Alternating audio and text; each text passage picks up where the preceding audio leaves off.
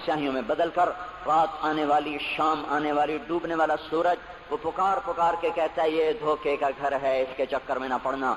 आज शीशों के सामने खड़ा हुआ जवान, क्या लड़की क्या लड़का, कभी यूं देखता है, कभी यूं देखता है, कभी यूं देखता है, कभी यूं देखता है, कभी ये कंधा, कभी ये कंधा, पीछे भी शीशा लगाया हुआ है, पीछे से भी देखता है, आगे से भी देखता है, ऊपर शीशे करके देखता है, दाएं जाविये से देखता है, बाएं जाविये से देखता है, कभी अपनी आंखों को देखता है, कभी अपने माथे को देखता है, कभी अपने गाल देखता है, अपने हुस्न पे इतराता है और अपनी तारीफ का तलबगार बनता है।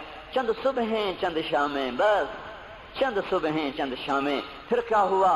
देखो देखो, आज मकड़ियां आ गईं, बुढ़ापे की मकड़ियां आ गईं और उन्होंने बुढ़ापे की झुर्रियों का ताना बाना बुन दिया है। अब उसे कहते हैं शीशा देखो, कहते हैं मैं नहीं देखता।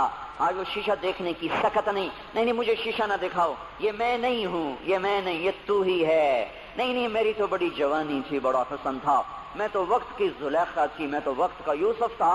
तो आज देख तो सही, तेरा ही चेहरा है, ये झुर्रियां कहां से आई, ये बुढ़ापे की मकड़ियों ने किस वक्त हमला किया? तूने तो बड़े जोर लगाए थे कि बुढ़ापा ना आने पाए, चेहरे की रौनक न जाने पाए, लाखों किस्म के तुमने मेकअप के सामान खरीदे और किन किन मशक्कतों से तूने अपने जिस्म को संवारा बनाया, पर तू आज अपना चेहरा क्यों नहीं देखता? आज नजरें, वो नजरें, हिरनी जैसी आंख, उसकी तो हिरनी जैसी आंख, आज वो आंख का पपोटा ही नहीं उठ रहा, आंख उठने से इनकार कर रही है, आंख उठने से इनकार कर रही है, और उसकी तो बड़ी नाजो अंदाज वाली चाल है, और आज उससे कदम नहीं उठाए जा रहे, आज उसको व्हील चेयर पे बिठाया जा रहा है। वो मुझे नसरुल्लाह भट्ट मिला, पहले फिल्मों में काम करता था, अब तो माशाल्लाह 3 चिरे लगे, बड़ी दाढ़ी। तो ये उस जमाने में, हमारे जमाने में फिल्मों में काम करता था, तो कहने लगा मैं 3 मन की बोरी को यूं उठा के फेंक देता, 2 उंगलियों में पकड़ के यूं उठा के फेंक देता था, आज मुझसे खुद जमीन से ऊपर उठा नहीं जा रहा है। हाँ, ये मेरे भाइयों, आने वाली सुबह और शामें वो अपने चेहरे हमें ओपरे नजर आते। नहीं, मैं नहीं, तू ही है। मेरी जवानी कहाँ गई, उसे दुनिया खा गई। मेरी रौनकें कहाँ गई, उसे दुनिया ले गई। मेरा हुस्न कहाँ चला गया, वो शाम के साथ ढल गया। मेरी जवानी कहाँ चली गई, वो ढल गई रात के साथ, शाम के साथ। यहाँ का हर फूल खिलने नहीं पाता कि वो मुरझा जाता है, बाहर आने नहीं पाती कि खिजा के थपेड़े उससे धक्का देकर दरख्तों को नंगा कर देते हैं, मुस्कुराहटें आ नहीं पाती कि आंसुओं की रिमझिम बरसात शुरू हो जाती है। खुशियां आंगन में कदम पहले रखती हैं और गम आकर उसको धक्का देके वो जाके फेंकते हैं। उनका आना बाद में होता, गम पहले से आकर एक मार के उठा के वो फेंकता है। कहीं शादियों के नगमे न सुना करो, जाओ रोने वालियों के नौहे सुनो, नाचने वालियों के गाने न सुनो, बैन करने वालियां उन माओं के बैन सुनो जिनके जवान लाल उनकी आंखों के सामने मैयत बन के पड़े होते हैं। उन औरतों के नौहे सुनो जिनके जवान खामिन उनके सामने छोटे छोटे बच्चे छोड़ के जाकर कब्र के का सफर शुरू कर रहे होते हैं। उन बापों के जाके उनकी गमगेज दास्तानें सुनो मेरे भाइयों, जिनको जो खुद कहते थे या अल्लाह मुझे मौत दे दे, वो बैठा सिसक रहा है और जवान बच्चा कंधों पे उठाकर वो कब्र में ले जाया जा रहा है। यहाँ के राग न सुनना, धोखा खा जाओगे। यहाँ के होटलों में न जाना, वो सब धोखा फरेब है, मुस्कुराहटें धोखा हैं। और यहाँ के होटल वो ईमान को बर्बाद करने के अड्डे हैं, वहां न जाना, वहां हर चीज मसनूई है। लौट के कब्रिस्तान जाना, शिकस्ता कब्रें, वीरान कब्रिस्तान, टूटी हुई कब्रें, उखड़ी हुई कब्रें और झुकी हुई कब्रें, वो सीधा कब्रें, धंसी हुई कब्रें। हाय हाय, एक कब्र कहेगी मैं भी कबो किसी का सर पर गुरूर था।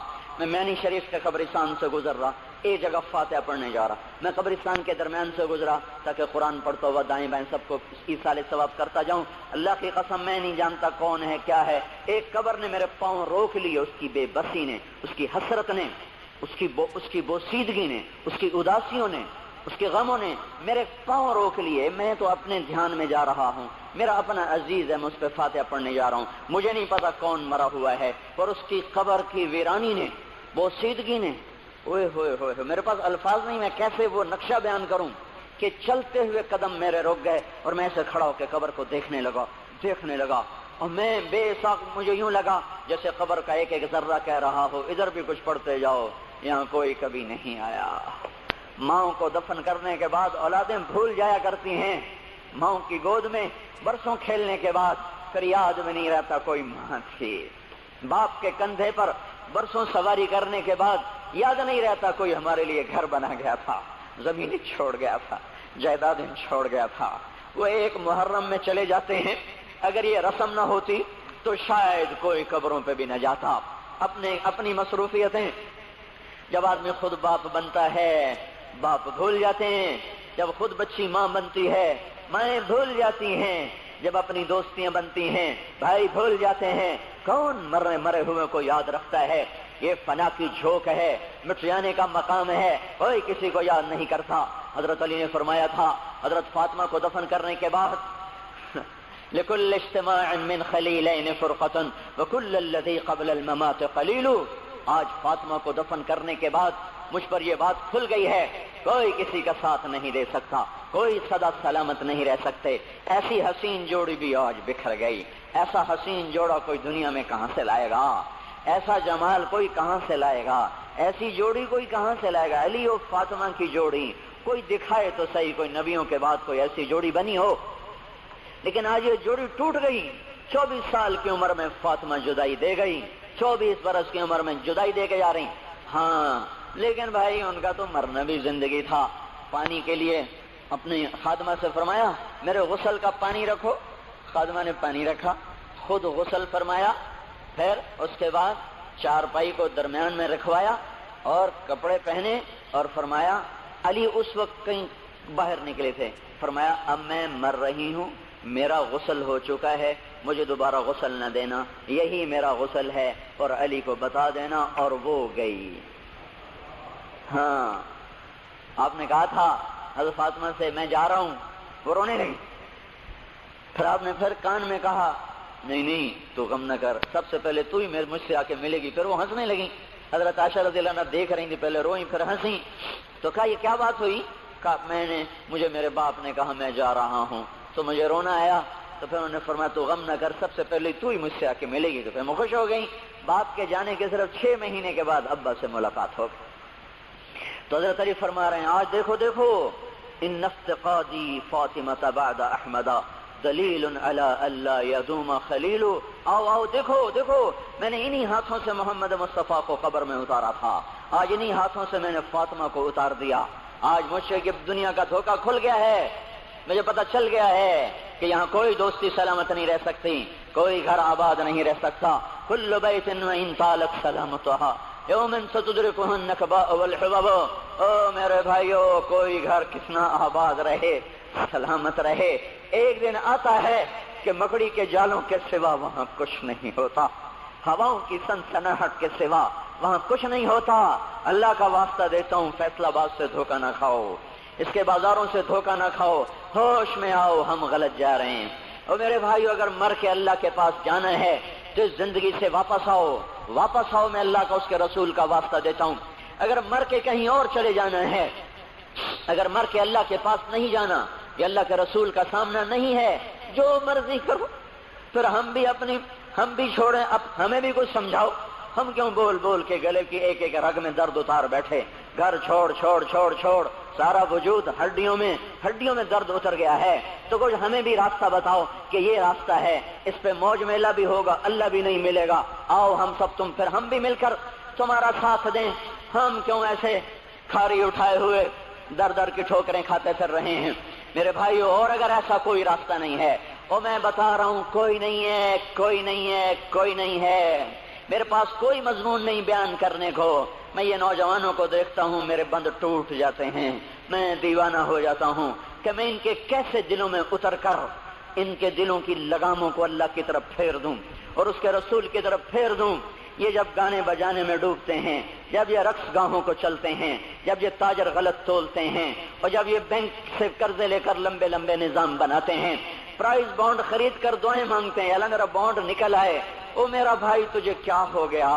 تو جوئے پر دعائیں کر رہا ہے کہ یا اللہ میرا بانڈ نکال دے۔ میں کیسے ہوش میں لاؤں؟ میں تو خود مدہوش ہو چکا ہوں۔ میں تو صدمے جیسے آدمی کو پاگل کر دیتے ہیں، دیوانہ کر دیتے ہیں۔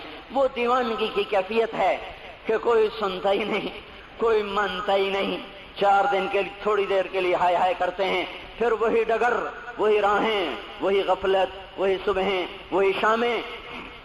کہاں سے کوئی آئے گا؟ کون سی آواز آئے گی؟ کوئی قیامت کے کڑکا کو سننا چاہتے ہو؟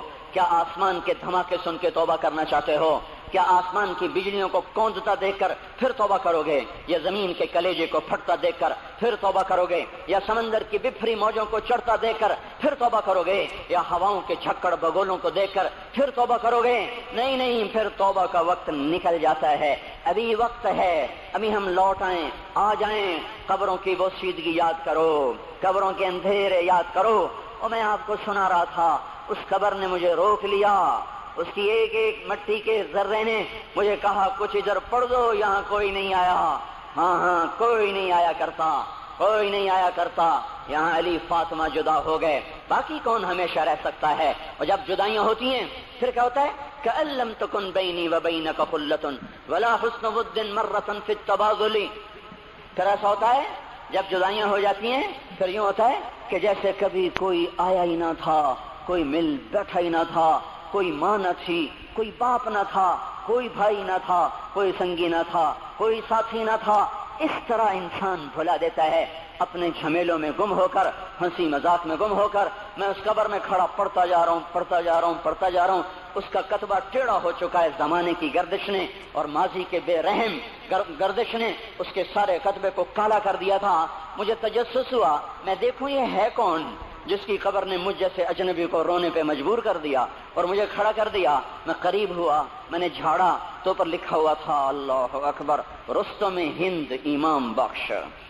رستم ہند، جس کے لیے مہاراج قالین بچھاتے تھے، جس کو ہاتھیوں پہ سوار کروا کے لایا جاتا تھا، جس کے آگے پیچھے ڈھول بجتے تھے، اور جیسے آج کل یہ کرکٹ کے کھلاڑیوں کے آگے پیچھے خلقت ہوتی ہے، یہ وہ دور تھا جب پہلوانوں کے آگے پیچھے خلقت ہوتی تھی۔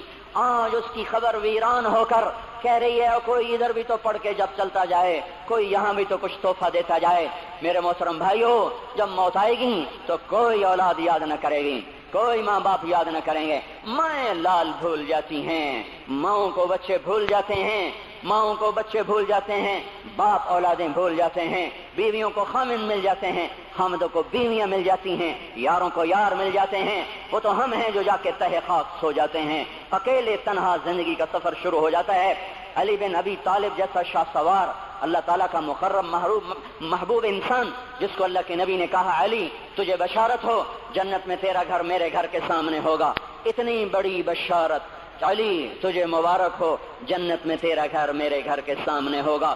اتنی بڑی بشارت کا لینے والا، روزانہ کی رات کی فریاد، مجھے تو پتہ نہیں کہ میرا یہ بیان قبول ہے کہ مردود ہے، آپ کو پتہ نہیں آپ کی آمد قبول ہے کہ مردود ہے۔ آج 25 روزے رکھتے ہوئے ہو گئے، کچھ پتہ نہیں اللہ تعالیٰ قبول کرے گا یا رد کر دے گا، بڑی ذات ہے۔ آج تک زندگی میں کوئی ایک عمل بھی نظر نہیں آتا جس پر ہم دعویٰ کر سکیں یہ کام تو میرا اللہ کو بڑا پسند آئے گا اور میری بخشش کا سامان ہو جائے گا۔ ہم فقیر لوگ ہیں میرے بھائیو، ہماری معیشت اتنی خراب نہیں ہوئی جتنا ہمارا ایمان خراب ہو گیا ہے۔ ہمارا فقیر، اس کا چولہا ٹھنڈا ہوا ہے، ہمیں اس کا درد ہے، لیکن اس کے چولہے ٹھنڈے ہونے کا اتنا درد نہیں ہے جتنا اس کے ایمان کی انگیٹھیاں سرد ہو چکی ہیں، جتنا یہ درد ہے، کیونکہ یہ فقر مالداروں کو بھی حاصل ہے۔ یہ فقر پوری دنیا پہ چھا چکا، مالدار بھی فقیر ہیں، دکاندار بھی فقیر ہیں، تاجر زمیندار بھی فقیر ہیں۔ آج جو جتنا بڑا دنیا دار ہے وہ ایمان کا اتنا بڑا فقیر ہو چکا ہے، وہ بھکاری ہو چکا ہے۔ کچھ نہیں ہمارے پاس، کوئی دعویٰ نہیں زندگی بھر کے کسی ایک عمل پر، جن کو جنت کے پروانے مل گئے۔ علی کا گھر میرے گھر کے سامنے، فاطمہ میری بیٹی جنت کی عورتوں کی سردار، حسن حسین جوانوں کے سردار جن کو جنت کے پروانے ملے۔ حضرت علی رات کو اٹھ کے رو رہے ہیں، آہن آہ من قلت الزاد وبعد السفر ووحشت الطریق، اے میرے مولا مجھے معاف کرنا، میرے پاس عمل کوئی نہیں ہے، اے مولا مجھے معاف کر دے، میرا عمل تھوڑا ہے۔ اور میں نے ابھی کیا کہا ہے، میں نے ابھی کیا بتایا آپ کو کہ علی کا گھر نبی کے گھر کے سامنے ہے، تو کچھ تو سوچو، کبھی تھوڑے عمل والا بھی دو جہان کے سردار کے گھر کے سامنے گھر بنا سکتا ہے؟ کبھی تھوڑے عمل والا اتنے مرتبے پہ جا سکتا ہے؟ وہ کیا کہہ رہے ہیں؟ یا اللہ میرا عمل تھوڑا ہے تو میرے پاس کیا ہے جس کا میں دعویٰ کروں؟ یا اللہ میرا عمل تھوڑا ہے، یا اللہ مجھے